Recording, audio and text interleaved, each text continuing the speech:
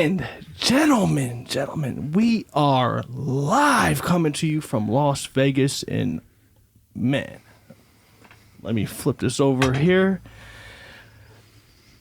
We have greatness in this room tonight. And what I mean by greatness, Adam, we go back and, you know, I got something for you.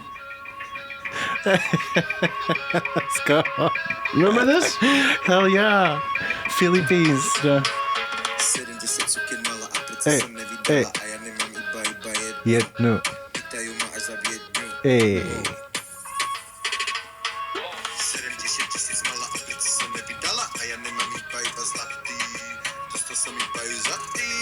Zati.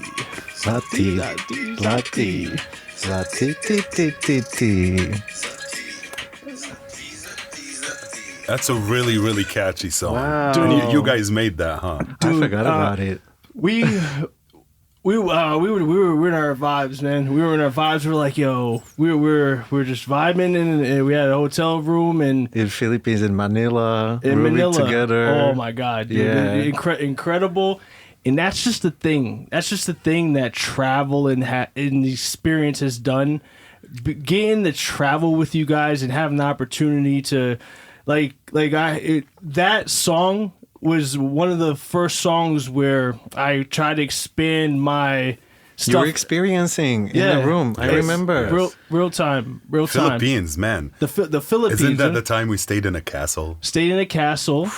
Ooh. Dude. Best food we've ever had with For the Chef whole Eric. week. Green mussels every morning. Oh my God. Taking the scooters around. Oh, dude, it was amazing. It was amazing. Trip of a lifetime for sure. Amazing. 10 of Bagadas us. City. Right? Batangas. Batangas. Batangas Island. Batangas Island. Yeah. Wasn't We that traveled there for 6.5 hours. Guadagalera? No, Batangas. Yes. Yes. Guadagalera? Yeah. It's in the area of Guadagalera. Yeah. Amazing. Then we had that's the first time I found one of the blow dart. Yeah. Oh, yes. Oh, bro, I was a little kid. I was like, oh, they're sharp. I was like, oh. Yes. And all I want to do is just shoot at things like everything. With all the penises around. You guys remember that? Eric and his art. Yeah, Yes. yeah, was special. It's let's just get clear on actually what that is. It's a man who built his house with many different architects from different areas in the world, and in some places in the world they worship the dick. And he just had these statues of everything. It'll be like dragons, mystical crystals, and all that. And you just see a dick out of nowhere, and you're like, "Dude, what? what is going on here?" Do you remember? I gave him a dick. Before we left, it was a rainbow. And he was very happy about it. Yeah, it was a bottle opener. It was a bottle opener. It was, and he was so happy about it. And that in those moments, man, those are the moments that's you talk about around. Look, none of us smiles, dude. Great memories. We created stuff out of that. We met people. We've had adventures, man. And that is what this has actually turned into, man. We traveled the whole world. Do you remember Norway, Tromsø? That's one of my favorites. Tromsø, when the sun didn't set. Didn't set, dude. It was just pink. Oh, it just gets to sunset, stays there, and it becomes pink. Mm-hmm. And I'm like, at 2 a.m., I'm like, do we have coffee and cigarettes now? What do we do? What is this vibe you're giving me right here? Yeah. I was lightheaded. I was chill the whole time. There was such serene that happened in that time. We spent 4 days there, and I don't even think I slept. Yeah. I don't think I slept either in Tromsø. Dude. I was just up all the time. I remember just vibing the whole time. Yeah, the whole time felt like an incredible vibe. Yeah. The water everything looked like if you walked into a filter. You know those filters we put in pictures? Absolutely. Yeah, it did. It really looked like you're inside of a filter. None of my pictures till this day look like those actual pictures. Yes. I remember in moments like that, I try and capture those moments, and I do it through music, I do it through photography. And then I always want to keep them and hold on to them, and you know, I think of them now after being not necessarily removed, but those farther memories, right? And yet we're still using that as fuel to what we're doing absolutely. Now. And the impact it's been having on us has been incredible. Me personally, we have this podcast, man, and I'm so happy that you're here. First of all, thank you so much for having me here. First of all, thank you for being here. It's my pleasure. It's my pleasure. So thank you. Mo, thank you. Of course, I brother. have been manifesting this actually, so it's a full time circle coming right now. You know, same for us. Same for us. And the beautiful thing is, as we have all these memories, you know, we have all these conversations, and it's this is, I don't want this to necessarily be about me at all, because I have so many memories with you and so many memories with you. So I just had some questions. Like, that you're here, I want to dive into your story, man, because there's so many beautiful things that we've shared as far as stories and memories and experiences and songs and everybody foods and has everything. its own story to tell. So from traveling, you've traveled around so much, and there's a lot of impactful things that you may have got from people, moments. What is one of the biggest stories or most impactful experiences maybe that you've got from traveling around? Well, so definitely Japan. That's why I'm here, to talk about this story, and what I'm saying is coming in full circle. You will find out what actually happened in Japan. I moved there, first of all, to open up a show that Chris Judd choreographed, and Dino Martinez was the producer. It was my first male review show. We were 7 guys who were about to become stars in Tokyo. We had our own accommodation in the center of Tokyo. We were given our own apartments. We were on billboards and flyers. Wow. We had TVs set up and radio stations. Pull us a little closer to you. And Perfect. it was a big deal coming there. So, and on top of that, I was coming there with my best friend from Las Vegas, so it was even more special. Where were you coming from? From Vegas. So you were in Vegas. Originally, I'm from Slovakia, but I lived in Vegas for over 11 years now. And this happened back in 2018. And yeah, just like that, we opened up a show. Everything was great. But the story starts What did you do, Adam? Well, not necessarily yet. we found out that we're working for a boss of Yakuza in Japan, the main boss of mafia, Really? who owned this business, and his son is also in entertainment business and musicals and stuff. So he was very excited about opening this show. Wow. And as soon as we found out that we were working for a Yakuza boss, my 2 friends I came there with, they got scared. They never were abroad. They never traveled. They got very insecure about the whole situation. Pussies. Yeah. Pussies. And I was like, you know what? Just forget about it. We were in Japan. This is how it works. You know, we're going to be fine. We're protected. Like on the opening day, there were actually 20 people in suits just waiting outside. Were you afraid? I wasn't afraid. No, it's Adam. Adam will. No. What he's protected. He And I walk traveled smoothly. since I am little. Literally, I traveled the world, so I felt very confident. I was more excited. I was more concentrating about the show and the life itself in Japan. So yeah, so basically what happened after we opened the show, a few days after, my 2 coworkers decided to leave the show. They just packed the suitcase. I remember it was raining that day. I received a text message that we have a meeting at 3 p.m. Because our 2 coworkers left us. And we were like, what the fuck is going on? Can I curse? Yes, you can. Yes, you So can. what the fucking fuck is going on, right? I'll add the beeps. I'll just We can see your beautiful face. diversity and inclusion, man. We accept all curse words. We were just very disappointed and didn't know where this show is gonna go, which direction. We lost 2 guys. We're about to lose the 3rd one, which we knew about because he's going on another tour with Ch.1 back then. So we got in really difficult process of keeping the show alive. We lost the radios, we lost the TVs, we lost all the engagements that we came there for because nobody was interested, right? Like from 7 people, all of a sudden it's 5, then 4. Then we had to constantly look for other people. So How quickly did this happen? what? Like the loss of this stuff because billboards and you have this. Yeah, so a few days after we opened the show, basically. So instantly everyone's pulling back and Yeah. wow. Yeah. So our They're contract just was, afraid to meet, some. It's an honor to meet badass people in the world. Yeah. But you gotta be respectful. That's the thing. If you don't know, you should be afraid, I guess. And first of all, there was no sign Nothing to be to afraid be of. afraid of. Nothing to be afraid. People are just afraid of maybe something unknown. Maybe. Yeah, that's what I'm saying. If you don't know, it's better to be cautious than to be stupid.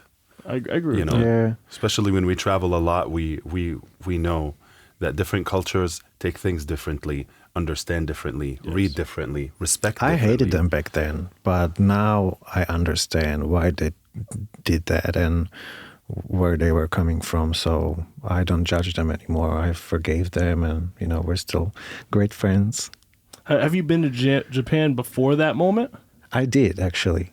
I was teaching there a few classes with a choreographer from LA. So that was my first time coming to Japan, to Tokyo for 2 weeks and experiencing the whole life. So when I got the opportunity to go to Japan and open up a show there, I was immediately like, yes, I want to experience that. But it was tough. The life itself in Japan, nobody understands English, basically. The food is different. I was hungry a lot. So walk me through that. You transitioning you were there for a couple of weeks initially, then you're coming from Vegas into Japan? Yeah, and I was on tour, on Broadway tour. So you're also on Broadway. So Wow. I finished Broadway tour in US, and I was gonna go to a show in Vegas called Wow, which I opened before the Broadway tour. I've been to that show before. I have to. Yeah. I took you there. Yeah, absolutely. It was amazing, actually. It's an incredible show. So much talent. Yes. So much talent, and I could see why you're in that show. You're one of the best dancers I've ever seen. Thank you. Yeah, absolutely. I've ever seen, and now that's no exaggeration.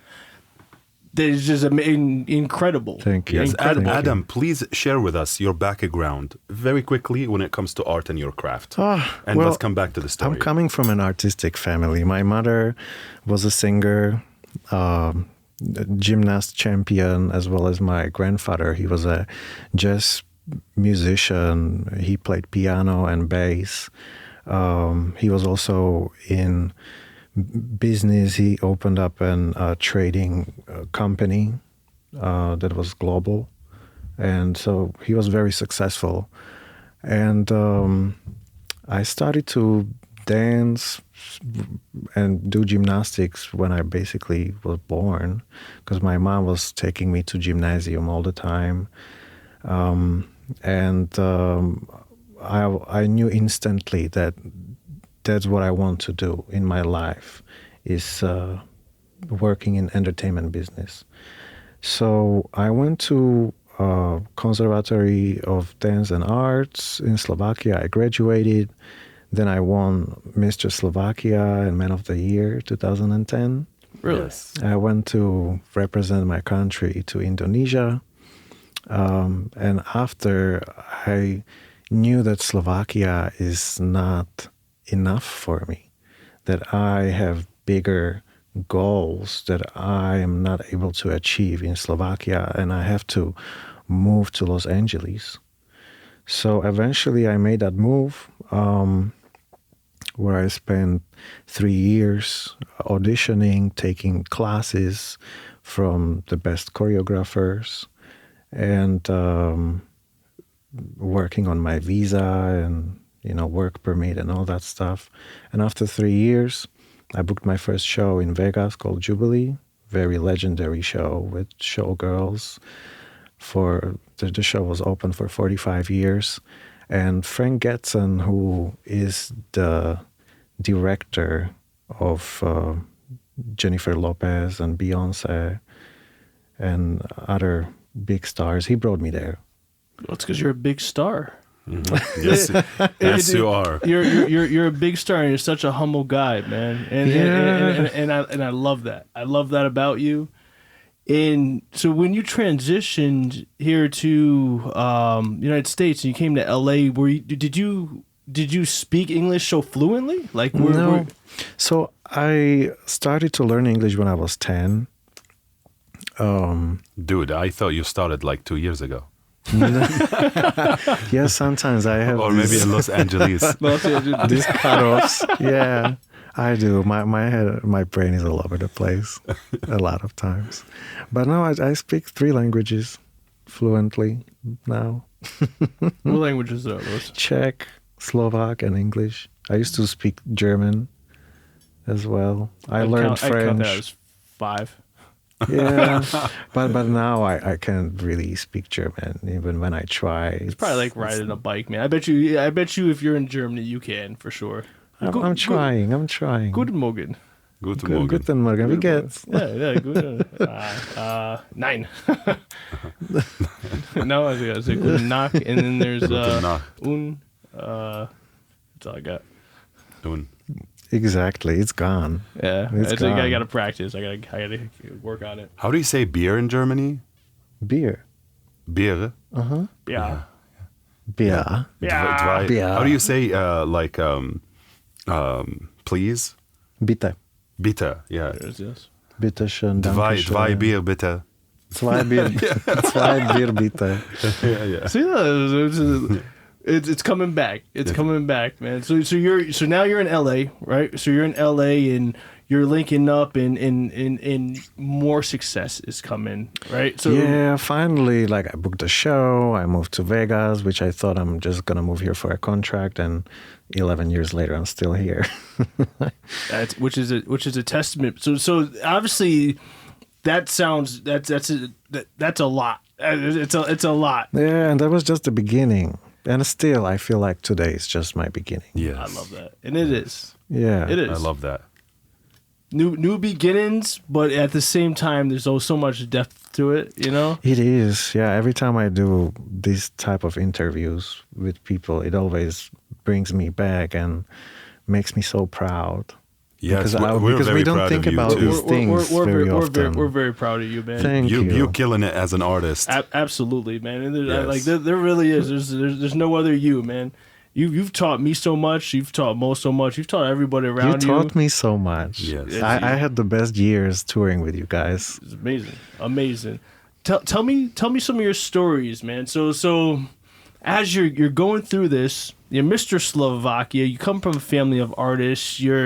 I had the honor to meet your mom and your sister. That's right. Who such beautiful personalities and but very talented.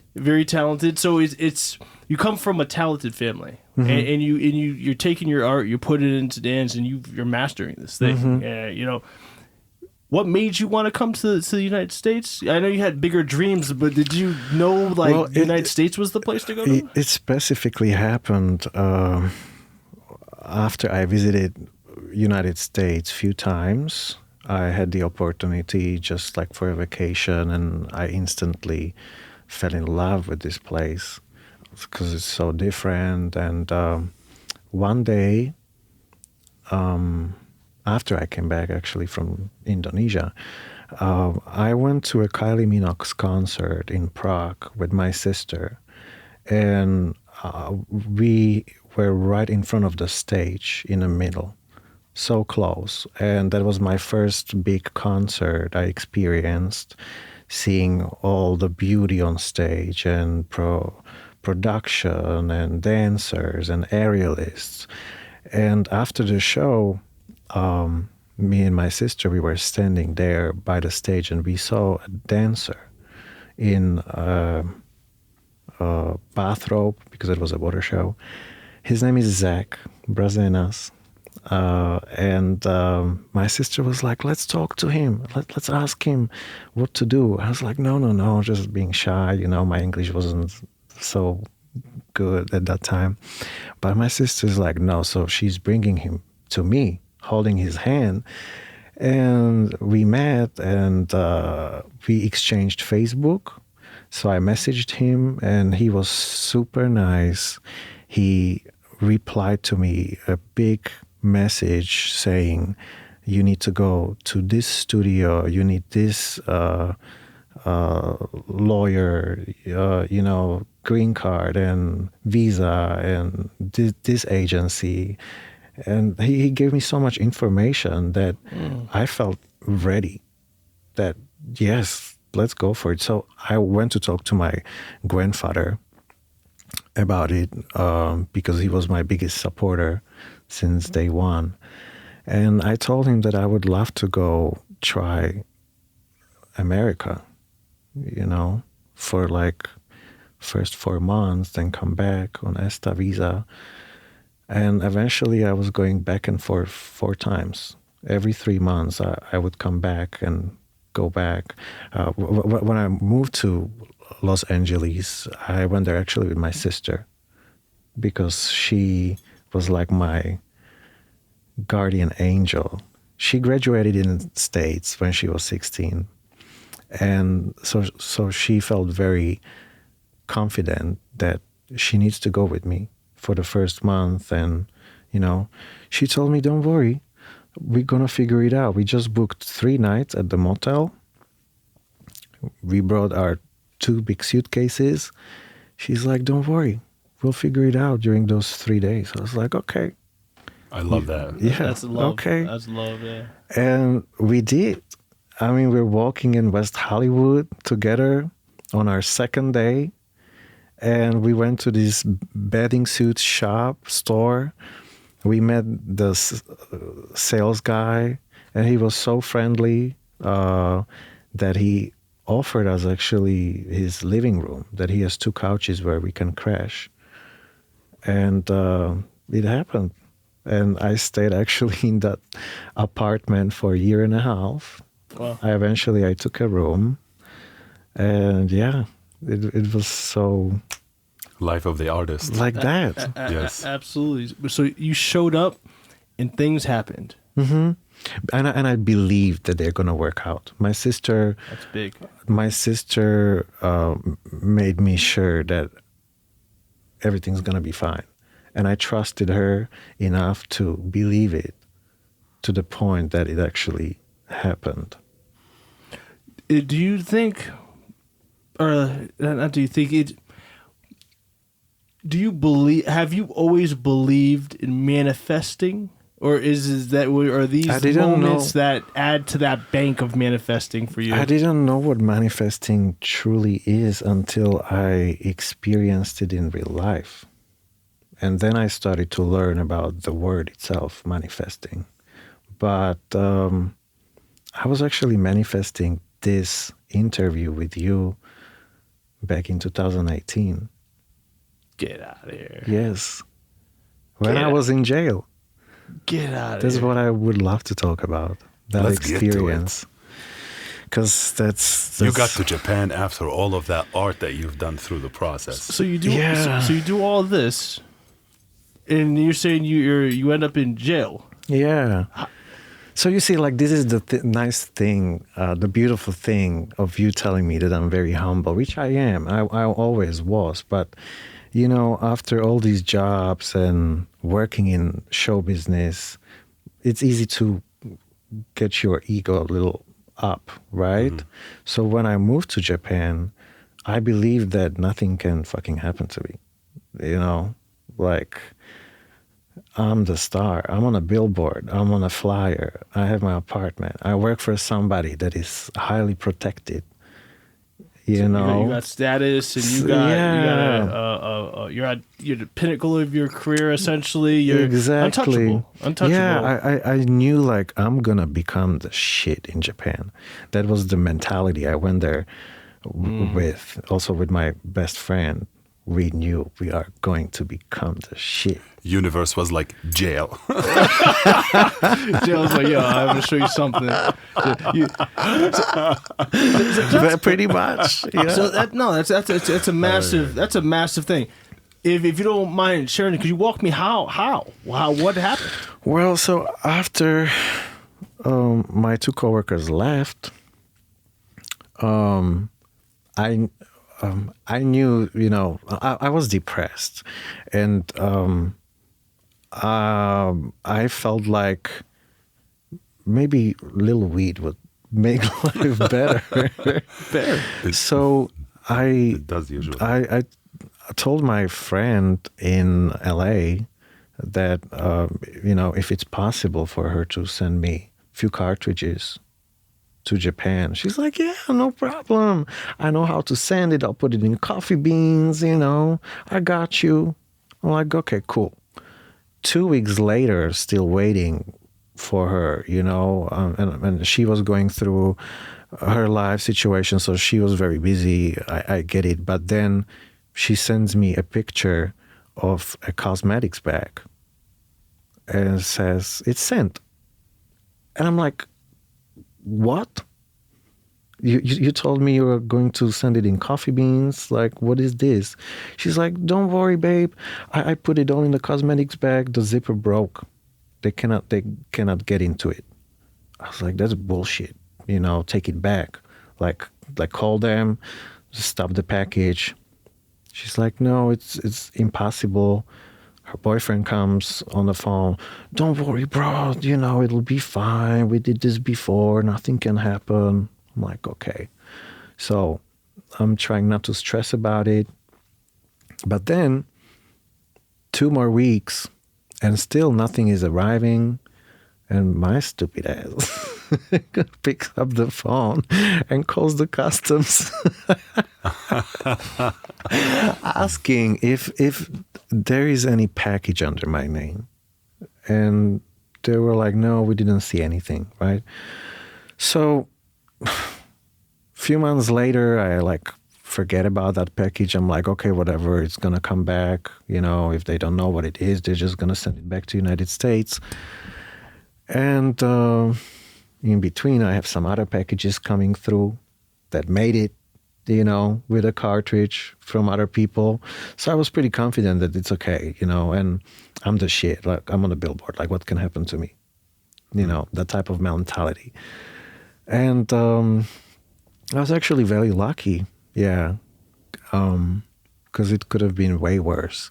But it doesn't mean that when it's legal in America or any country in the world that it's legal somewhere else. And I was explained that.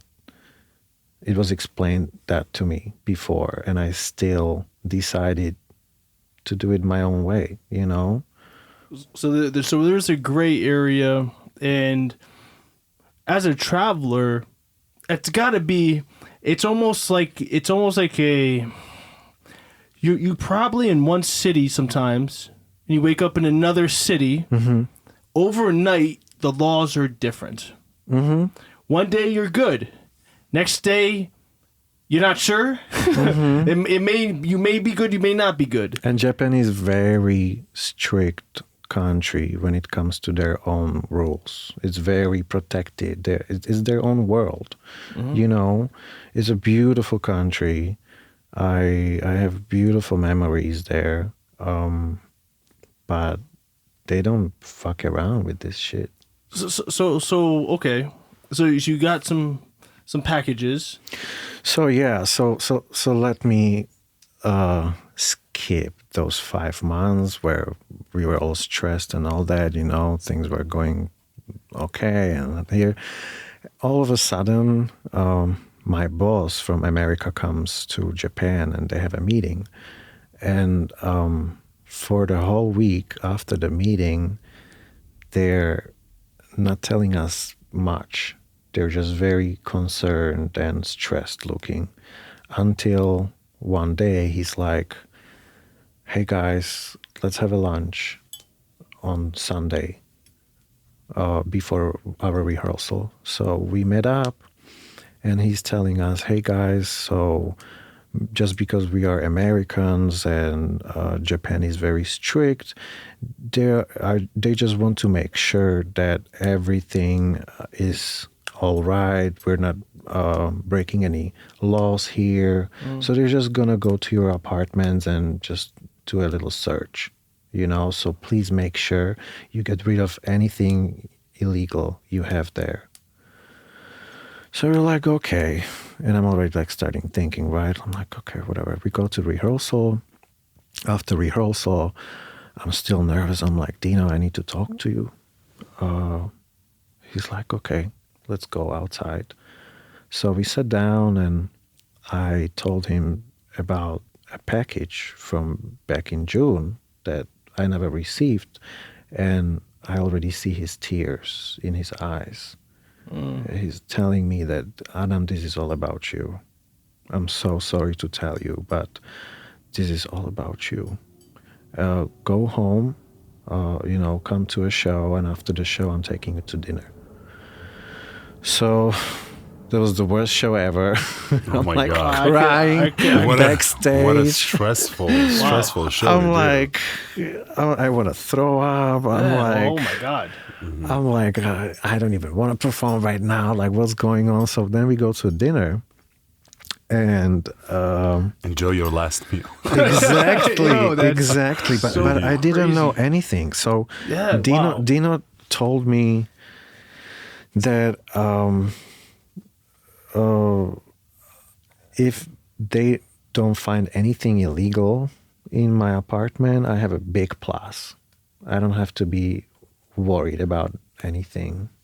Like, okay. So we got pizza, and then his girlfriend receives a message who actually was a girlfriend of the Yakuza's boss's wife, if that makes sense. So the boss, can I say his name? We don't have Probably not. We don't have to name drop, but Right. we know. So his wife was a really good friend of my other boss's girlfriend from States. And she received a message saying that they're going to come to my apartment at 10 on Tuesday in the morning. So again, if they don't find anything, I have a big plus. Next day, we have a day off. It's the biggest storm ever I experienced in Japan. I'm like, fuck. Already some signals, going there. So I cleaned up my whole apartment. My dance captain comes down, checking it out. Everything looked fine. I go to bed. I wake up to my alarm at 10. Nobody's coming. So I go back to sleep. At 12,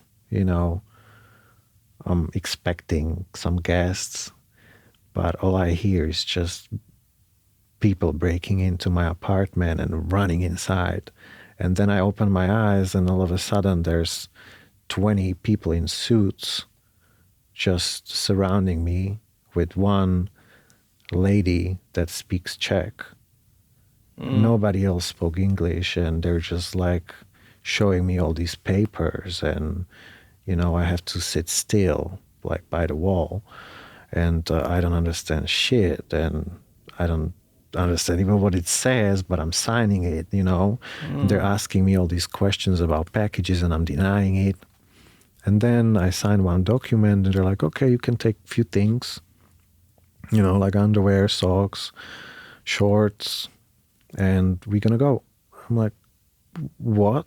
Like, what's going on? How long am I gonna be gone? They're like, 10 or 20 days. I'm like, hold on a second, I have to make a call to my mom or somebody and let them know. They're like, no, you're already under our law. You cannot do anything. So I eventually gathered my stuff. They wrapped me around with a rope and another police officer. So we're attached together. And when we were leaving the apartment, I managed to yell, Shane, who was one of my coworkers. And they're like, shut up, you know. So they put me in a car, drove me away to Yokohama, 2.5 hours, to a police station where 30 police officers were waiting for me impatiently, screaming and yelling at me as I'm going into the building. They took me up to the room, told me to strip down, bend over, show my dick, everything, you know. And they asked me if I want a lawyer. I was like, sure. So then I met my lawyer with another translator from Slovakia, explaining him my story. And I told him, you know, that I did it. I'm very sorry. And I also have another package on the way.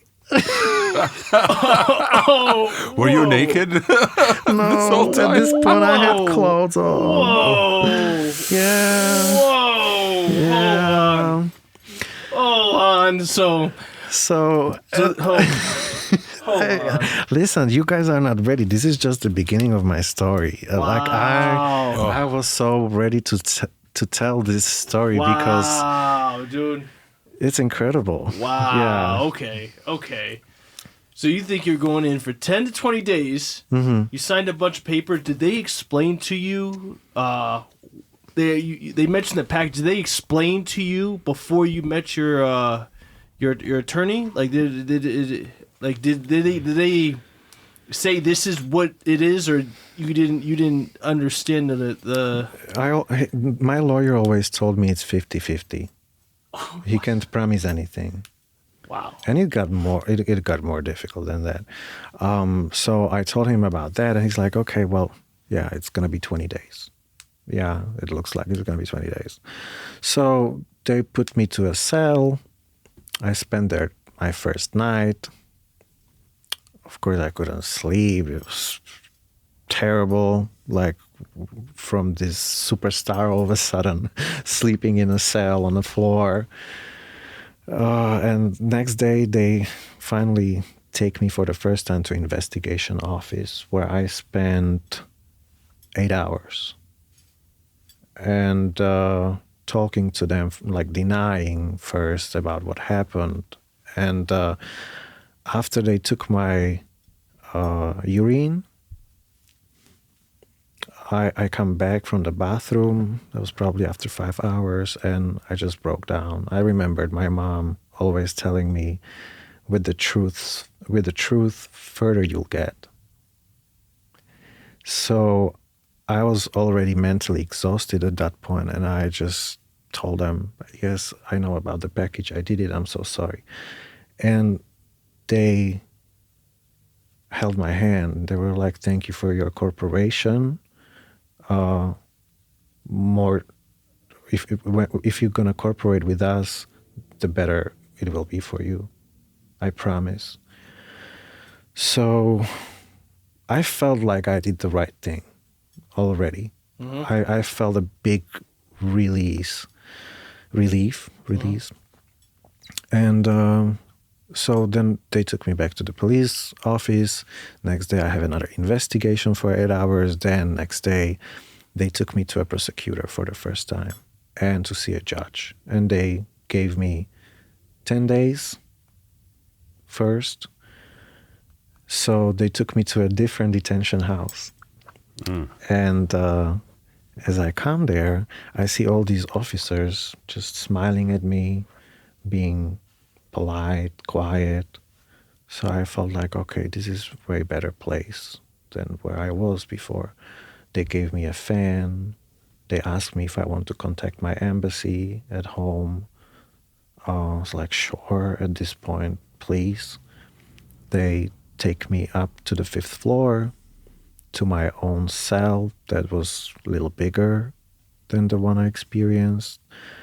And after 3 minutes sitting down, I realized like, oh, so nice, the fan, there's no air conditioning.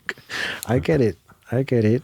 So I start to wash myself in a sink, which was just a hole in a corner, in a stone, basically. And the police officer comes and he's like, and he shows me that I cannot wash myself. It's like, okay. So I can't sit down. He points at the towel. He's like, it needs to be folded certain way. It's like, okay.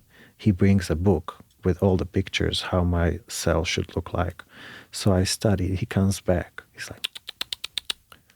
He's like, sit up. Like you cannot be sitting down with your pelvis like all the way, like on the floor. Like you have to sit up straight. And then I realized like, okay, this is going to be a tough school. I'm like about to experience. Yeah. And then they Wow. start serving a food, and it's just rice and some soup with fish. I don't really want to eat it because it looks disgusting. So then lunch comes. It's basically the same thing, rice and another disgusting soup. Then the dinner comes at 4 p.m. And again, it's a rice with another disgusting soup and some pickled veggies. I'm like, okay, whatever, So next day I wake up totally starving because I didn't eat anything. So at breakfast, whatever they brought, I fucking licked the plate up. I was licking everything. I learned over that one night how important it is not to starve. Like you can eat anything. You don't even have to think about it. Just swallow it. So I was very grateful for that, Then I'm not starving anymore. But yeah, it was tough. It was very tough. So as you're in this transition, and we actually had a conversation earlier about this, about how privileged we are in I say in America with health, because there's so much opportunity to understand health, but yeah, there's so much misinformation. But when at the end of the day, when you're starving, that shit goes out the window.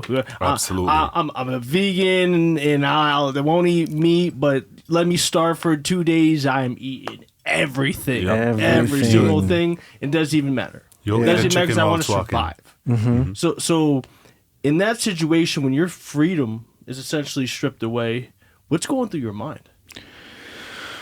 So exactly. And you realize how important it is to feel the freedom. And it took me 7 days to actually start feeling better. And a very incredible, beautiful thing happened to me because I was very desperate. My lawyer didn't tell me how long am I going to be exactly here, or I couldn't talk to my family. I couldn't just pick up a phone and talk to somebody. It was everything was through the papers, the letters. But I couldn't write any letters because I had no money to purchase any letters. You had to buy letters? So for 3 weeks, I had no salt, No salt. for example. So you have to buy everything in there? Yes, and for example, salty things and pastries you can order on Monday, let's say. You will get them on Thursday. You want to talk to your lawyer, you can request it only on Tuesday and Thursday, but he'll come next week. You want something sweet, you can request it on Wednesday, and then you'll get it on Monday. Plus, when there is a holiday, you don't leave that cell at all. Like, there was a lot of times when I'm just in one cell for 3 days straight. I even peed myself there one time, and they couldn't open up the cell for me because it was weekend. So how long are you in this cell? Is there a toilet there? Yeah, so you have a toilet in a corner. Luckily, I was by myself in a cell, but in some cases you share the space with other 2 or 3 inmates. But luckily, I was just by myself, and you have to be quiet. They give you 3 books every week, so you read a lot. I read like 17 books. You shower twice a week for 15 minutes. When you leave the cell, you cannot look right or left. You always have to just like go straight, and whatever officer tells you. You drink green tea every day. They bring you a big, what you call it? Pot With the green tea. That sounds good. Books. Yeah. Yeah, and so at the books, end green tea, it was a detox, you know. It is a detox. And I needed it. So I want to get to this point. After 1 week of feeling miserable, I sit down and I start to really think deeply about my best friend who I lost back in 2010, and he was a dancer. He had a car accident, and somehow I started to connect the dots together. So I realized that his package, my package, was stuck in customs on anniversary of his death, which was 12th of June. And then I was arrested on the 28th of August, 2028.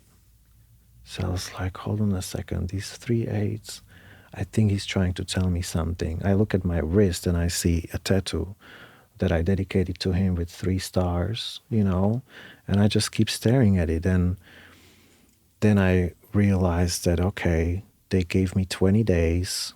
I'm going to see the prosecutor on the 8th of September, and my investigation ends on the 18th. So I'm just like going with the flow, right? Like, okay, I'm getting some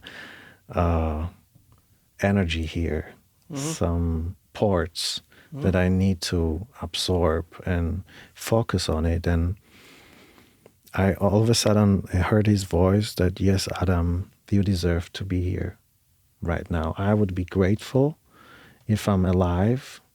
You know, you complained too much in Japan, and this is just a lesson for you to learn. But everything's gonna be fine. But yeah, you got only yourself and myself, you know, but you're gonna be here alone, and you're gonna handle it. And when I understood this thing that is happening to me, I started to feel a sense of happiness, that everything's gonna be fine, and that I got myself, and that like it did make sense, and I made a mistake, but I can make it better. I can learn from it. And all of a sudden it felt like a black and white movie turning into colors. And I realized, I decided that, okay, I'm gonna hold on to this feeling, hold on to these thoughts. I'm going to treat this experience with gratitude.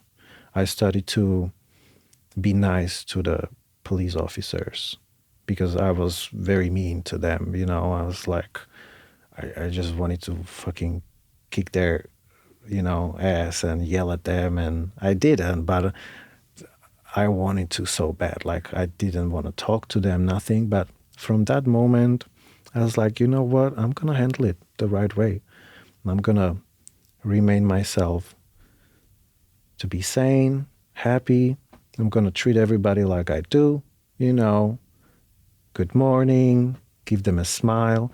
And yeah, everything just started to be the survival mode, you know, that kept me alive because I spent like from 20 days, it turned into 2 months and a half. So you expected to 20 people in suits show up, they take you out in a rope, they bring you to a facility, you sign papers, there's a lot of miscommunication, and now you have no idea from there's telling you 10 to 20 days, 50-50. Mm-hmm. And you're telling me that every day you wake up, you're Not knowing how long you're gonna be there. You're it could be today, but it's not looking like it's today. Damn, that's a weird place. So you feel you're waiting and looking for signs that it's today, and nothing is coming to that. Yeah. And you don't want to. So was it torturous holding on to the thought of saying, you know what, today's the day. Like today's the day, and then day comes and goes. So I had a calendar there next to me with like just numbers, just like a poster. Scratches. And I started to like scratch it, but then I got in trouble because you're not supposed to damage any property. Right? You're not supposed to touch it. But I did, and to be honest, every day felt like a week. Because you wake up at 7, and you actually can't even lay down during the day. You have to just sit straight up by the wall on your ass. You can't lay down for an hour from 11 to 12. You're allowed to, but then if you want to even just like go like this, you can't. Dude, I was just gonna say I would have taken all the naps in the world. I would have turned into cat. You can't. Yeah, that's the thing. But then you can meditate, you know? It was a sort of meditation. It is. The whole time I was there without closing my eyes because I read those books. So, you know, at the end, I am very grateful for this experience that it happened to me because now I'm able to dive back to these times, and I'm all of a sudden just very grateful for everything. And a beautiful thing that I realized one night on the way to my work to do the show, seeing a shooting star, and I was wishing to be grateful, to enjoy life better, to stop complaining about things all the time. Like, I was very serious about it. I was like, I don't want to feel this way. I want to be just grateful. Like, look at other people. Like, they're having a great life and they're being happy. I'm just so unhappy in this fucking Japan. I hate everything, you know, about it. So I was complaining a lot. And I realized, I remember the shooting star. And I just go like, oh, wow. Be careful what you wish for. Yeah, you're like, I want to have more gratitude. Jail. Bam. Yeah. Bam. Universe. Go for it. Yeah. So I'm grateful. I know that it had to happen. Wow. So just wow. First off, I still want to talk about it, but thank you for sharing that. Thank you for allowing me to share this. No, this is a safe space, man. Diversity, inclusion, everything's involved, bro. You're welcome. We're welcome. This is what it's for. And coming into that full circle, I had to entertain myself somehow when I'm there, just by myself. So yeah. I was pretending a few times that I'm on a TV show talking about this experience, or I'm doing a podcast, or I'm literally doing what I'm doing right now, sitting with you, talking about this experience. I literally imagine it like this. So I'm super grateful that it's happening right now. Thank you. Full circle. You're gonna put tear in my eye, man, because that in this is exactly my vision. And I actually have no idea exactly I know it's not about me. But this is about you and your story. And I manifested this. That is how I realized the manifestation, how strong it is. And not only that, I was manifesting, actually pretending, talking to my cast members in Chippendales before I even knew that, it's going to happen. But I manifested working at Chippendales. And that's where I met you. Like after the tour, I get a phone call. Manifested it too. Like, hey, we want you on a world tour. Are you coming with us? And I was like, fuck yeah. Yes, like I wanted it so bad in that jail. I had nothing else to do, just sit on my ass and manifest and read and drink green tea and eat rice. Like very humbling moments, that it's hard to do for anybody if you're not locked up. Would you say that moment essentially changed your life? From Absolutely. that moment moving forward? Absolutely. Yeah. As I said before, I always come back to those moments whenever I feel sad or that life is not going the right direction or the right way I want right now or anything. I just bring myself back to those moments and I immediately realize how life is beautiful. If you can tell the younger Adam prior to this experience, any advice? What advice would you give yourself? Bring your ego down. Like you're not that.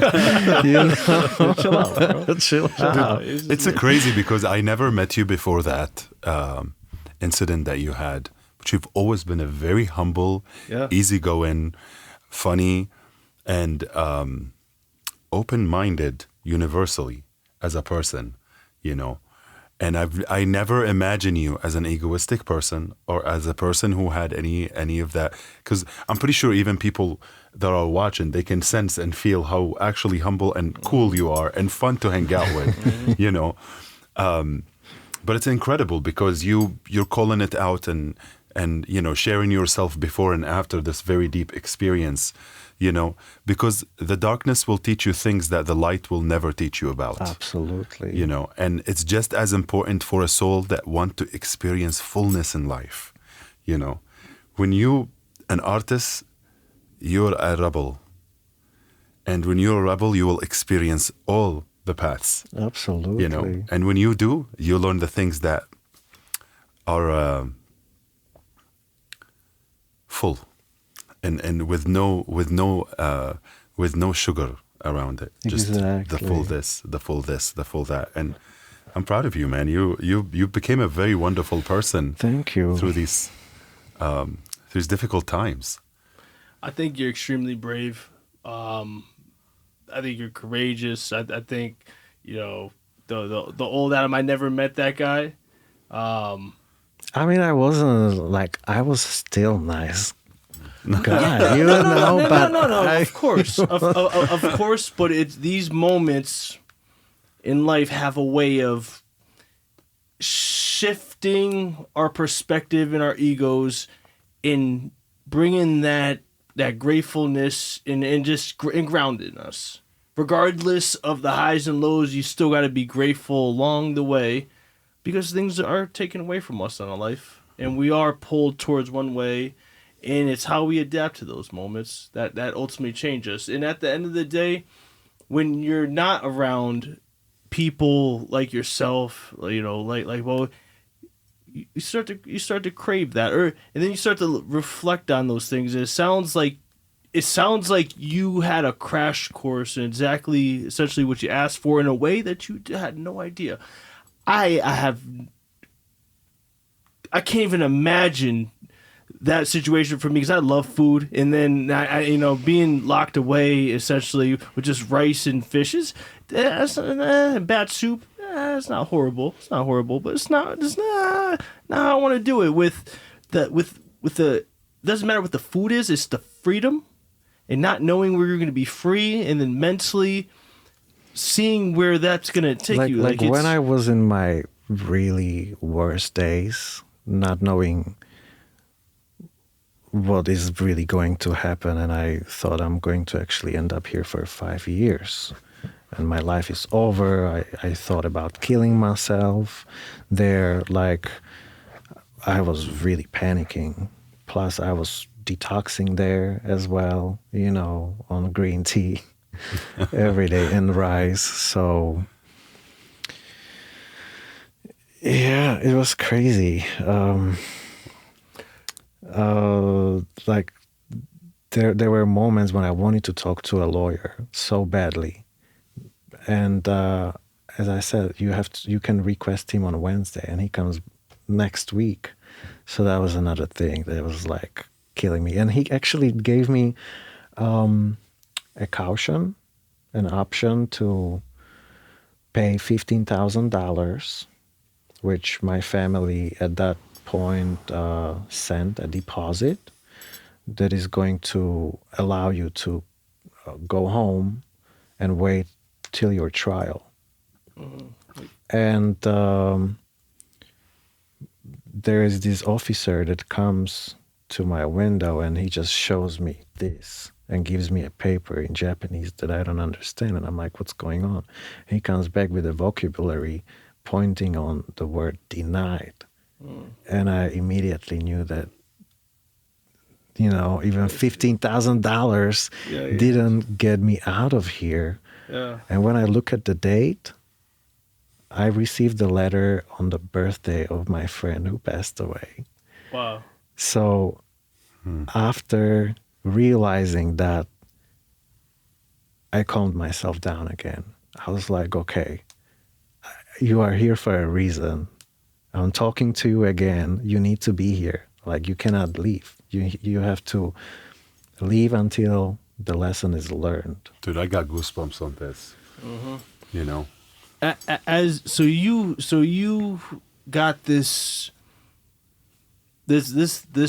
lesson, this universal lesson in the most unbelievable way, but very believable because it happened, and now you have this moment of time. This moment of time. If someone else is going through this moment, what advice would you have for them? Just take it day by day. Just really tap into your inner self and trust yourself. Like, just know that you got yourself. Believe in you. Yeah. That's all you got. It's just yourself and your thoughts. And if you are able to put your thoughts in a certain way, you're able to get through it easily. But you have to think positive. You have to think for yourself, and, you know, still try to remain positive as much, because not every day was like that. There were times when I was punching the wall, thinking I'm going to break my own wrist, you know. But again, all of a sudden there's a moment when you feel grateful and positive. Hold on to it as strong as you can. And that thought, milk it in your brain, milk it in your system until it becomes bigger and bigger and bigger. As you're saying this, I'm getting goosebumps as well, because I'm hearing a theme, and as I have in these conversations, the theme that I'm getting, and it's so wild, because I believe in I don't say coincidences, but I believe in universal signs and in the universe speaking to you, and I believe in the whispers of universal secrets. Maybe I don't know how else to word that. If that, just I'm using words, but you guys know what I mean. Same situation, yes. And this is one of those for me. This is one of those for me because it's all pointing to the same thing, and the thing that it points to is, we're all one. We're all one. And life, it could happen, and we all have dark days. We all have really, really dark days where it's dark. Maybe sometimes we want to think of suicide. Maybe sometimes we're depressed. Maybe we don't see an answer. We don't know when we're going home. And your story encapsulates that. You didn't know when you go home, and yet your mind told you one thing, and you had to make a choice. You had to choose to listen to your mind, be depressed and be sad. depressed, and this is it, bro. Let's just get out of here. It's so much noise, and you realize that's your mind.